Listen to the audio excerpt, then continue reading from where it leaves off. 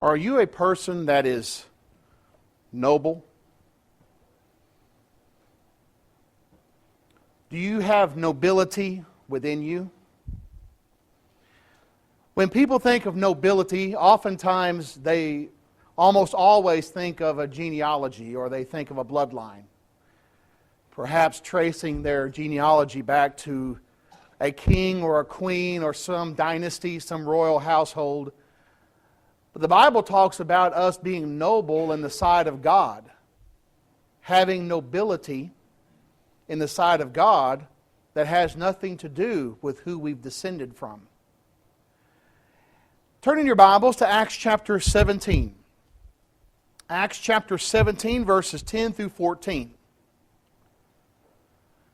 We have Paul and Silas. They are going about preaching the Word of God in various places.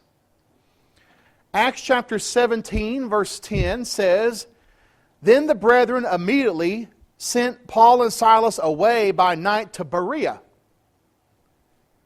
When they arrived, they went into the synagogue of the Jews.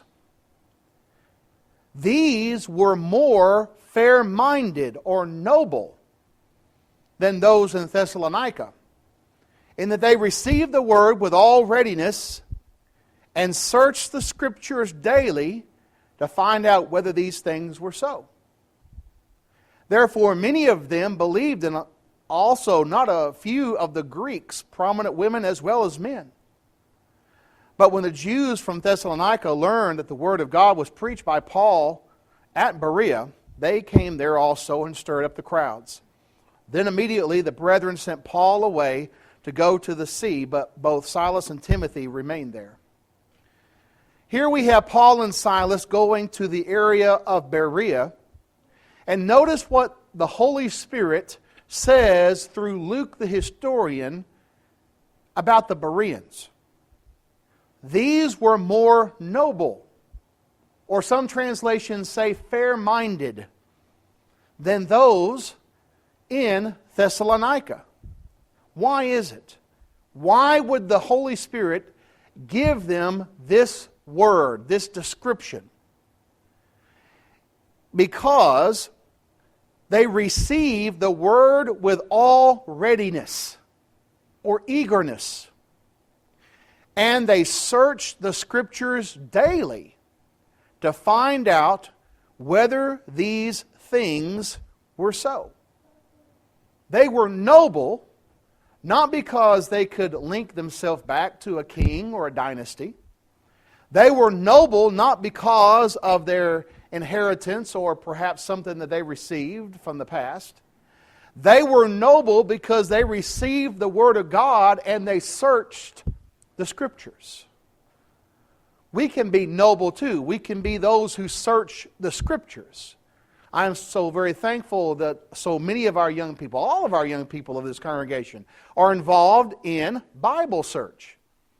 I mean, what congregation do you know of where you have pretty much 100% participation of the young people in searching God's Word? That is a good thing. That is a noble thing. Searching those Scriptures is something that will benefit you both now and in the life to come. The word for fair-minded or noble in the Greek means well-born or high in rank or figuratively generous. These were people that God held in high esteem.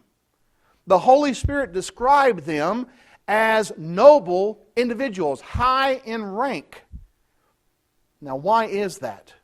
Well, because they searched the Scriptures. They searched the Scriptures. That means in Greek to scrutinize. By implication to investigate, interrogate, determine. It means to do research in the Word of God. And so these individuals in Berea were people who were willing to do that. And the Holy Spirit chose that word for Luke to write to describe them. They were people who were high in rank as far as God is concerned. As far as God seeing them, these were people who were noble. The Bible is something that we should take the time to search through and study, and notice they did this daily. Daily. To find out whether the things that Paul and Silas were teaching were so. They were checking out, of course, the Old Testament Scriptures. You know, they didn't have the access to the Scriptures that we did. The Jewish individual would have to go to the synagogue, and they would have to have permission from the elders of a synagogue to look at the scrolls. They couldn't carry around a pocket New Testament or a pocket Bible. They could not have electronic access to it like we do via the internet. And so they had to do some research, which meant they had to go to the synagogue, they had to study the scrolls, and remember, the scrolls that were available to them didn't have chapter and verses like we have today. So they had to search through, and they had to go through, and they had to find, and they had to look at those prophecies that Paul and Silas were talking about. They couldn't just turn to Isaiah 53. They had to find the book of Isaiah in that scroll. They had to find the section where it had what we know as Isaiah 53 in it. There was a lot of research that was involved. They put out a diligent effort to know God's will.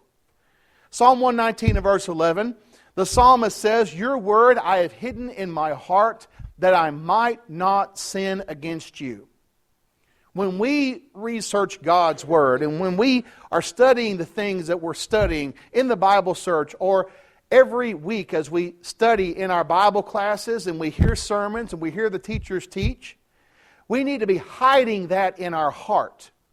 We need to be putting that in our minds so that it would cause us not to sin against God. And when you read Psalm 119, you see how God, through the Holy Spirit, inspires David to write and to praise and exalt the Word of God. And you can see all the things the Word of God will do for you.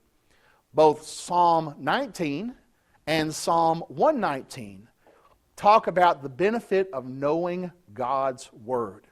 And we need to look into it very carefully and be like the noble Bereans. We need to be like Ezra. Ezra chapter 7 and verse 10.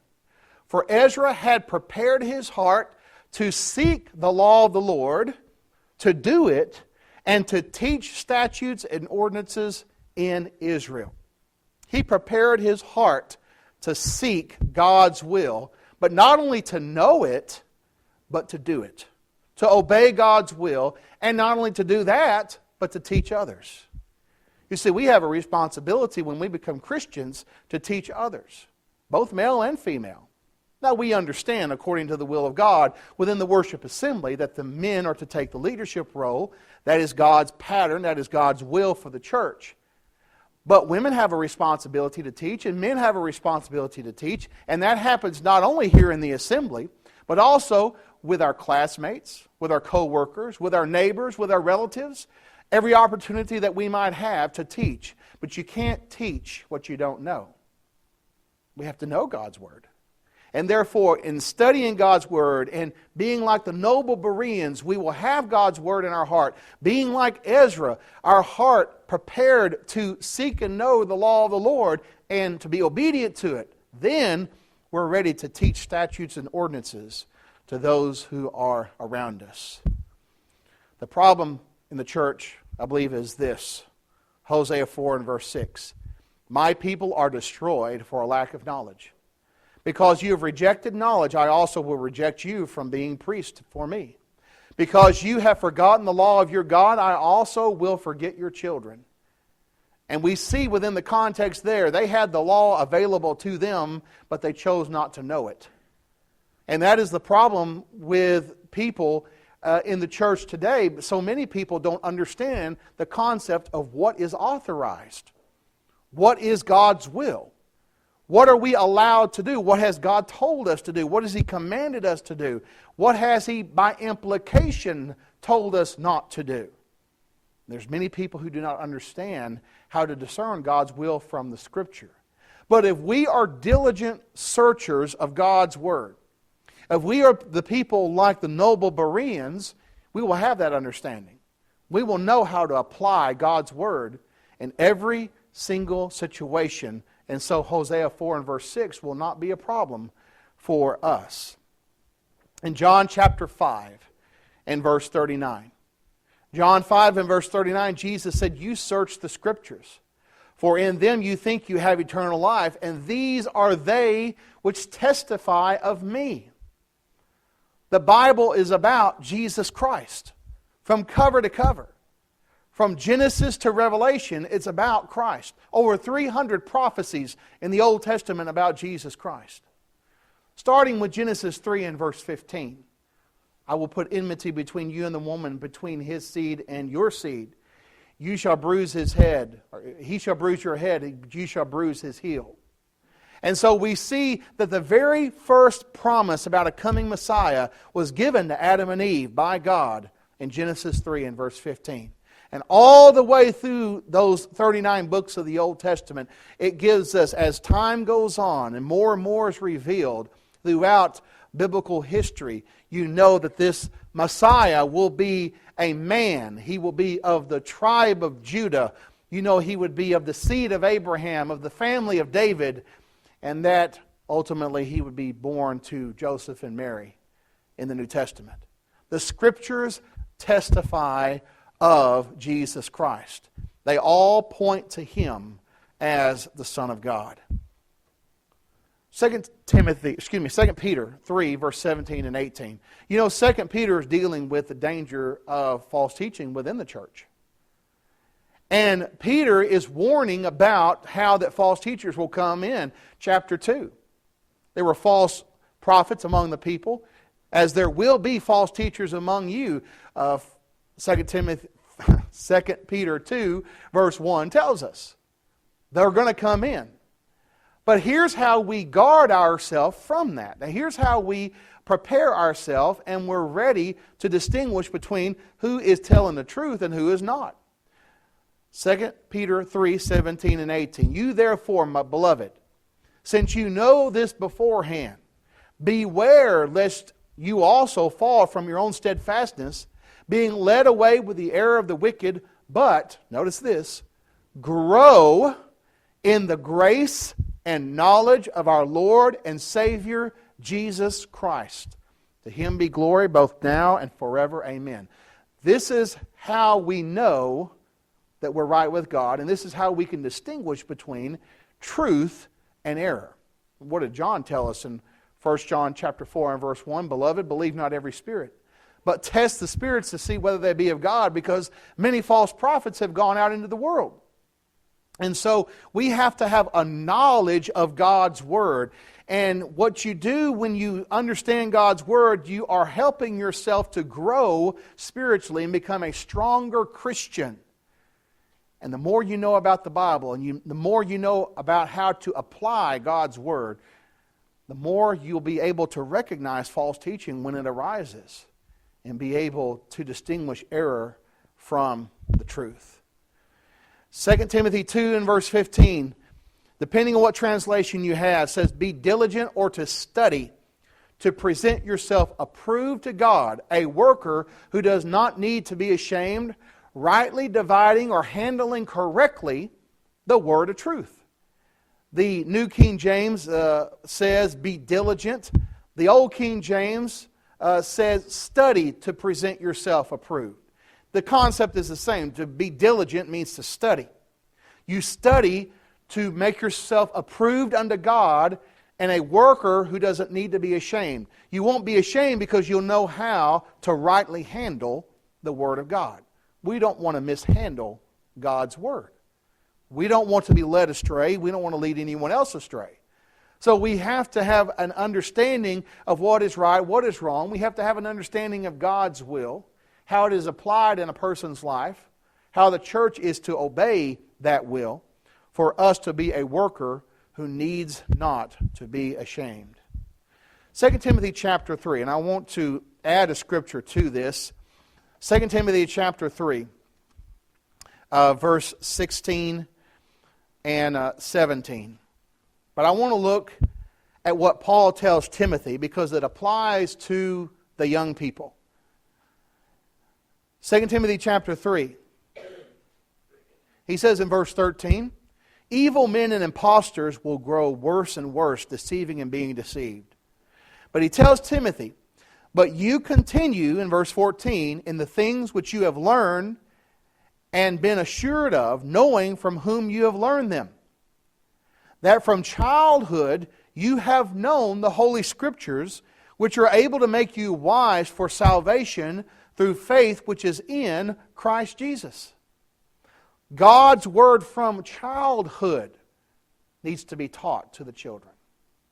That's why fathers are told in Ephesians chapter 6, you train up those children in the nurture and admonition of the Lord. You show them God's way. And Timothy had a mother and a grandmother that loved him so much to teach him the Word of God.